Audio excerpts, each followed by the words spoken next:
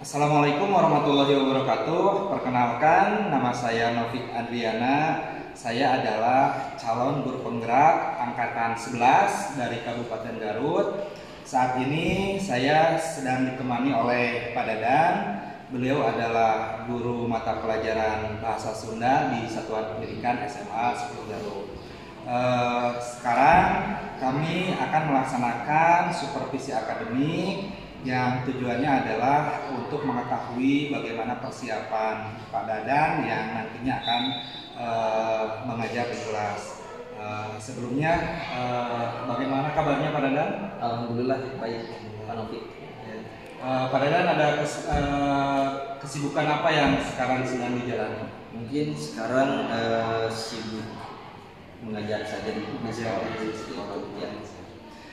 Baik Pak Dadan, sekarang saya akan melaksanakan observasi akademik. Saya akan banyak bertanya berbagai hal ke Pak Dadan terkait dengan rencana proses pembelajaran yang akan Pak Dadan terapkan nanti. Oke. Pak Dadan betul mengajar bahasa Sunda? Betul. Baik Pak Dadan, nanti ketika Pak Dadan mengajar, materi apa yang akan disampaikan kepada anak-anak di kelas? Untuk materi mungkin saya akan mengambil materi drama ya. Untuk kompetensi dasar atau indikatornya ya, yang akan saya sajikan. Untuk kompetensi dasarnya itu menganalisis isi, struktur, dan unsur kebahasaan naskah drama bahasa Sunda. Untuk pengembangannya dalam indikatornya ada 3 ya. Yang pertama siswa dapat mengidentifikasi tokoh-tokoh drama dalam naskah secara cermat dan teliti. Jadi yang pertama itu identifikasi dulu tokoh-tokoh dramanya. Yang kedua, siswa harus dapat menganalisis unsur intrinsik maupun mau dari tokohnya seperti wataknya, latar tempat, latar suasana, dan alur dari naskah drama tersebut. Dan yang ketiga, dapat menjelaskan isi naskah drama sesuai kaidah. Jadi ada 3 indikator di situ Pak. Baik Pak Dadan, saya lihat materinya menarik ya. Pak Dadan akan mengajarkan materi tentang drama kepada anak-anak berkaitan dengan tema-tema atau topik-topik tentang bahasa Sunda gitu ya Pak Dadan. Saya tertarik dengan materi itu. Nah, kira-kira Pak Dadan untuk menyampaikan materi itu metode yang akan dipilih oleh Pak Dadan itu metode apa? Pada saat nanti di kelas saya akan melakukan metode diskusi ya.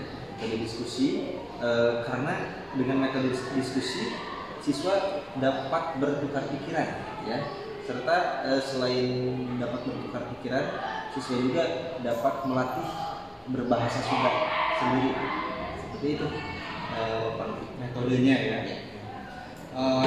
Terus selanjutnya untuk mendukung proses pembelajaran itu kan dibutuhkan media ya, bahan, alat. Nah itu kira-kira media, alat, bahan atau instrumen apa yang dibutuhkan ya untuk menyampaikan atau melaksanakan proses pembelajaran dengan menggunakan drama itu? Ya. Untuk kelancaran penyampaian materi, untuk drama ini siswa harus menonton tentunya ya. Jadi yang harus disiapkan oleh saya untuk alat dan bahannya, yang pertama pasti laptop. Di laptopnya materinya pasti ada PowerPoint-nya, terus ada infocus juga ya, infocus dan atau proyektor dan layarnya, serta audio untuk pelengkapnya. Seperti itu. Untuk bahan atau sumber belajarnya, nanti saya akan menyiapkan naskah drama yang saya ambil dari mungkin bekas dari festival drama bahasa Sunda yang diadakan di Jawa Barat, seperti itu Pak Novi. Dan juga buku paket tentunya ya, buku paket yang menunjang pembelajaran mengenai teori-teori tentang drama. Tadi naskah ya Pak Dadan ya, saya tertarik dengan tadi Pak Dadan membuat naskah. Nah kira-kira ketika membuat naskah itu peserta didik dilibatkan tidak membuat naskah atau memang dipersiapkan oleh pada dan naskah? Untuk naskah, karena tadi kembali lagi kepada kompetensi dasar Pak Nufik ya, karena kompetensi dasarnya ini siswa hanya menganalisis isi, jadi bukan membuat ya. Kalau membuat naskah berarti siswa yang membuat naskah, kalau menganalisis berarti saya yang menyediakan naskah. Karena kan siswa belum mengenal bagaimana drama bahasa Sunda tersebut ya, jadi yang menyiapkan naskah itu saya sendiri ya. Seperti itu Pak Nufik. Terus selanjutnya Pak Dadan, tadi naskah sudah dipersiapkan, ya media sudah dipersiapkan, bahan-bahan pendukung juga sudah dipersiapkan. Ini hal yang pentingnya nih intinya di kelas. Langkah-langkahnya itu seperti apa, langkah-langkah pembelajarannya? Ya, langkah-langkah pembelajaran atau alur pembelajaran mungkin yang sudah seperti biasa ya, konflik hanya saja karena saya guru penggarap juga ya. Ada sentuhan sedikit dari alur merdeka yang dimasukkan ke dalam alur pembelajaran sehari-hari ya. Diawali seperti biasa, ada pendahuluan. Di pendahuluan ada mengawali salam, berdoa ya, dan mengecek kesiapan peserta didik ya, bisa melalui kompetensi sosial emosional juga ya. Terus mengecek kehadiran peserta didik, terus memberikan motivasi kepada peserta didik terkait pembelajaran drama ya, dan menyampaikan tujuan dari kegiatan pembelajaran itu di pendahuluannya. Terus masuk ke kegiatan inti, saya memasukkan alur merdeka sama seperti di CGP ya, di guru penggerak, mulai dari diri, eksplorasi konsep, ruang kolaborasi, demonstrasi kontekstual, itu ada sebenarnya konflik ya.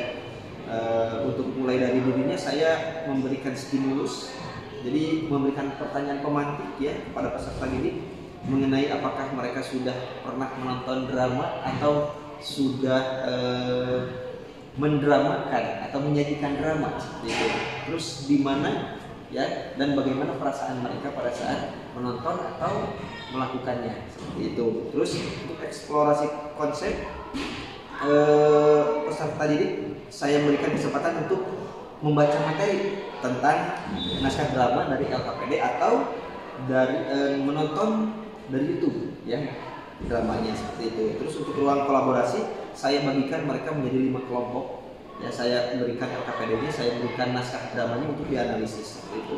Nanti ada demonstrasi kontekstual ya, perwakilan kelompok bergiliran untuk menyampaikan hasil ya analisis naskah dramanya. Untuk elaborasi pemahamannya ini masih dalam kegiatan intinya ya. Peserta didik nanti akan diajak untuk berdiskusi bersama guru maupun narasumber lain ya. Dalam kegiatan ini peserta didik diberikan kesempatan untuk mengajukan pertanyaan dari materi yang belum dipahami. Nah, masuk ke koneksi antar materi, nanti peserta didik menyusun simpulan dari materi dan mengaitkan dengan materi pembelajaran sebelumnya. Dan aksi nyatanya yang terakhir itu peserta didik diberikan penugasan mandiri untuk menjawab soal dari tayangan video atau naskah drama ya. Dan setelah itu, setelah kegiatan inti kan alur pembelajaran itu pendahuluan, kegiatan inti, dan yang terakhir penutupnya yang pertama adalah referensi pembelajaran. Referensi pembelajaran saya menanyakan bagaimana perasaan siswa ketika melakukan pembelajaran ini, terus kesulitan apa yang mereka rasakan, dan bagaimana solusi mereka untuk mengatasi kesulitan tersebut. Itu untuk di penutup. Terus saya menyampaikan sumber referensi untuk pendalaman topik bahasan berikutnya, dan terakhir menyampaikan rencana lanjutan untuk pembelajaran kedepannya dan mengakhiri kegiatan tersebut. Seperti itu alur pembelajarannya konflik. Tadi sudah rinci ya Pak Dadan menyampaikan tentang tahapan pelaksanaan pembelajaran. Saya ingin tahu nih Pak Dadan, bagaimana Pak Dadan mengkategorikan atau membagi kelompok itu berdasarkan apa gitu, berkaitan dengan proses pembelajaran berdiferensiasi. Kalau saya menyiapkan dengan yang berdiferensiasi konten ya, di mana berdiferensiasi itu ada yang sukanya yang audio, yang visual seperti itu ya. Nanti saya Ya, jadi saya menyiapkan yang berdiferensiasi konten, Pak ya. Tadi ada yang audio, ada yang visual seperti itu ya. Jadi ada yang saya sediakan untuk menonton dramanya dalam video, ada juga dalam teks seperti itu, Bapak ya. Untuk yang berdiferensiasi seperti itu. Oke, selanjutnya Pak Dadang, persiapan tertulis apa nih yang sudah Pak Dadang lakukan berkaitan dengan persiapan pelaksanaan pembelajaran dengan drama? Ya, untuk persiapan saya menyiapkan naskah-naskah drama yang mungkin relevan untuk dibaca bagi usia siswa SMA kelas 12 tentunya, seperti itu Pak Novi. Dan menyiapkan tentunya LKPD juga untuk penunjang kebutuhan tugas seperti itu. Terus Pak Dadang, saya ingin tahu nih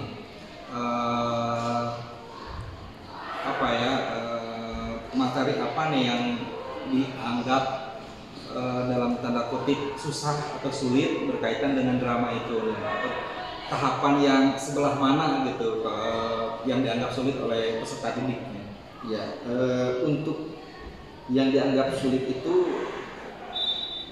kalau pausila mungkin yang sulit ini kompetensi yang kedua mungkin Pak Novi ya, karena setelah yang kompetensi dasar yang pertama ini, kompetensi yang kedua itu siswa harus menampilkan drama berdasarkan teks atau naskah dengan memperhatikan intonasi dan ekspresi ya, dengan indikatornya bahwa siswa dapat memperagakan isi teks drama secara berkelompok, tentunya dengan gestur, intonasi dan ekspresi yang tepat. Seperti itu mungkin yang akan sulit bagi saya.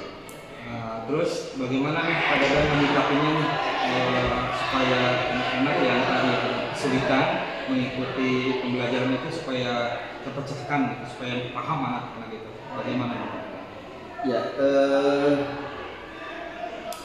tentunya ini harus bertahap pembelajarannya ya, karena jadi untuk kompetensi dasar yang ada di yang satu ini harus selesai dulu, karena yang pertama itu ya siswa harus memahami dulu isi naskahnya. Jika membacanya bagus, membacanya selesai, maka dia akan dapat mempraktekannya. Seperti itu.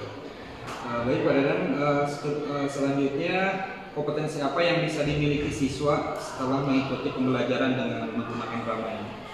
Untuk kompetensi siswa ada dua ya yang saya garis bawahi, yaitu peserta didik mampu menganalisis isi teks drama yang disimaknya melalui tayangan video atau naskah tadi ya.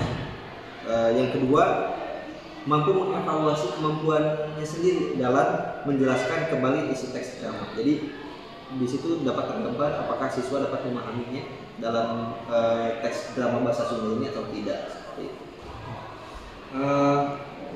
Selanjutnya Pak Dadang, apa yang perlu mendapat perhatian khusus nih dalam pembelajaran yang akan dilaksanakan oleh Pak Dadang?